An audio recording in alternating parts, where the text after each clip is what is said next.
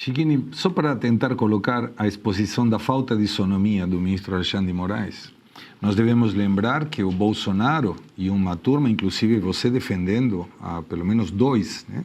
O Felipe Martins e tinha mais um... Coronel Azevedo. O Coronel Azevedo. Ele colocou a sentença utilizando uma minuta que não estava nem no documento, era uma foto num celular e que não tinha sido assinada. Celular do Cid. Perfeito. Agora, não dá explicações do contrato de 50 milhões, que é justamente o que faltava para completar os 129, 130, ele tinha cobrado 80, Sim. Que também não estava assinada, e a esposa falou, não está assinada. Agora nós vemos essa situação do Eduardo, mas contra a esquerda não tem nada. E não, salvo que alguém diga, eu vi, ou alguém dos Estados Unidos diga, eu apliquei a sanção porque o Eduardo me pediu, é pura especulação, mas isso não está na lei. Olha só, Segré, a gente pode ficar horas discutindo aqui, mas vejam como nós estamos vivendo situações de tamanha ilegalidade que nós já estamos pulando discussões primárias. Vamos lá. Se Eduardo Bolsonaro é culpado ou não, quem deveria decidir isso é a justiça competente. Para começar aqui, o STF não tem competência para esse processo. Vamos analisar dois pontos importantes. Se somos um Estado democrático de direito, nós temos uma Constituição. A nossa Constituição traz um direito chamado direito de petição. Isso está na Constituição. Isso é acima do STF. É acima de um ministro. É a Constituição da República, é aquilo que constitui a nossa República. O que é direito de petição? Todo e qualquer cidadão, seja deputado ou não, todo e qualquer cidadão pode denunciar abusos de alguma autoridade pública. O que Eduardo Bolsonaro fez é legítimo e é constitucional. Ele denunciou a autoridade pública brasileira a organismos internacionais. Se houve uma sanção ou não, essa sanção ela foi imposta mediante análise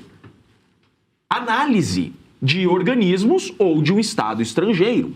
Que fique bem claro aqui, não é porque o Eduardo pediu que a sanção veio, não, a sanção é consequência de um abuso denunciado, é consequência de um estudo do seu cabimento ou não. Então, primeiro ponto, condenar o Eduardo Bolsonaro aqui é esvaziar o direito constitucional de petição. Hoje, então, eu não posso ir no GAECO, eu não posso ligar 181 e denunciar uma autoridade. Claro. Porque eu estaria coagindo essa autoridade. Então, esvaziou aqui o direito do próprio cidadão em um Estado democrático de direito. Outro ponto. O principal argumento utilizado por Alexandre de Moraes para dizer ser a conduta do Eduardo crime é o principal motivo jurídico para que esse processo não estivesse no STF. Olha só. O Alexandre de Moraes disse exatamente assim. Como Eduardo Bolsonaro ele está licenciado do mandato, ele não é mais parlamentar. Não sendo mais parlamentar, ele não tem imunidade material por opiniões, palavras e votos. Condeno pelo que ele disse. Tudo bem. Só que esse mesmo raciocínio é para dizer o seguinte, se ele está licenciado e ele não tem mais imunidade material, ele não tem também imunidade processual. Ele não tem foro privilegiado, claro. Não tem prerrogativo de foro. Esse caso não deveria estar no STF, tinha que estar em primeiro grau. Perfeito. Então, esse caso é uma aberração. E o que mais me indigna é ver a hipocrisia da classe jurídica que eu faço parte, olhando para esse caso de olhos vendados. É absurdo o que nós estamos vivendo. Isso aqui não é um Estado democrático de direito mais. Isso daqui não é uma democracia. E o Brasil está exposto perante o mundo de que somos, sim, uma ditadura da toga. Esse processo não é legítimo porque não respeitou requisitos mínimos. E, mais uma vez, eu digo, Eduardo Bolsonaro não praticou crime algum porque é amparado pela Constituição. Antes de passar a bola para Maria, Eduardo Bolsonaro criticou o ministro Moraes e a Corte. Em publicação nas redes sociais, o ex-deputado afirmou que pode ser alvo de uma, abre aspas, condenação em retaliação, fecha aspas. Eduardo também pediu a Donald Trump a retomada de sanções contra Moraes. Eduardo ainda afirmou que Moraes aguardaria uma mudança no governo dos Estados Unidos para ampliar ações contra adversários políticos. Falando nessa questão, Maria, as repercussões do exterior. Sim, algumas coisas que eu vou trazer isso também, Segré, mas falar aqui, eu acho que os meus colegas da mesa, eles comentaram muito precisamente sobre esse caso.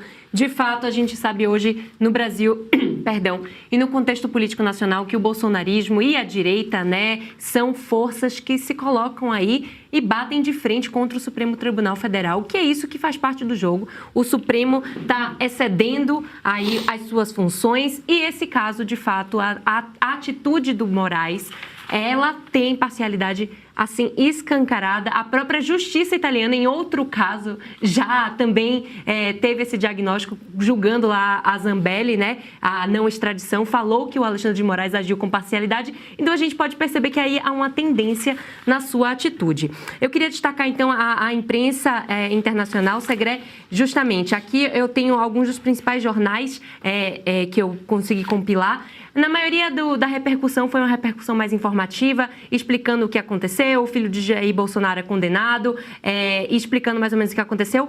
Aqui eu destaco a rede Al Jazeera, que é um dos principais canais de notícia do mundo árabe, que falou, né, que a condenação é o mais recente revés jurídico para a família Bolsonaro, que continua sendo uma força dominante da direita na política brasileira e uma força que faz frente justamente a essa questão da ditadura da toga, né? A rede NBC também trouxe essa informação, falando, né, da decisão, como eu disse, bem informativo. Mas eu queria destacar o que a agência de notícia Reuters destacou, falando também da questão da inelegibilidade de Eduardo Bolsonaro, que por conta dessa condenação atingiu, temos aqui um jurista que pode falar melhor, um advogado, atingiu a questão da lei da ficha limpa e isso trouxe a inelegibilidade de Eduardo Bolsonaro por 12 anos. Isso é verdade. E aqui a gente tem que analisar o impacto político disso, porque ele estava se colocando como um suplente de uma possível chapa aqui em São Paulo, uma figura muito importante para a direita, né? Ele falou, ele deu declarações em público sobre essa possibilidade e agora como é que fica? Então a gente tem que analisar todo esse impacto também para o espectro político da direita no Brasil. Muito bem, rápido intervalo. Quer falar sobre isso? Tem que fazer intervalo? Temos que fazer um intervalo, mas na volta a gente retoma sobre isso, voltamos na sequência.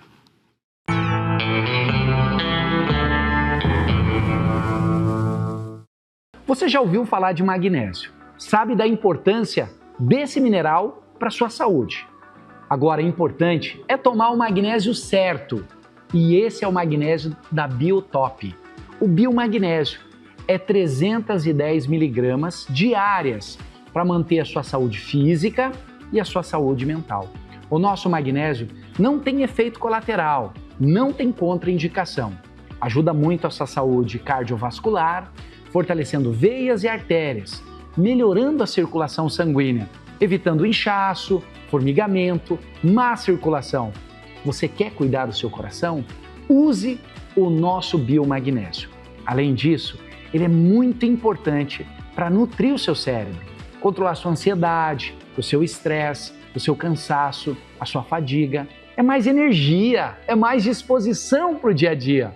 Ligue agora 0800 000 5157. Você que ligar agora, você vai ter um desconto espetacular. Só vai pagar 20% do valor do produto. É isso mesmo, 20% do valor do produto. Ganhe esse massageador e tem um emagrecedor para perder peso, eliminar a gordura localizada. Eu entrego na sua casa, não cobro frete. Ligue agora. 0800 000 5157. Antes que eu esqueça, o magnésio também é importante para suas dores. Aquela dor no joelho, tornozelo, dificuldade para caminhar. Quer melhorar sua mobilidade? Use o nosso biomagnésio. Ligue agora 0800 000 5157. Tem o massageador, o emagrecedor para perder peso e só começa a pagar daqui 30 dias. Ligue agora. 0800 000 5157.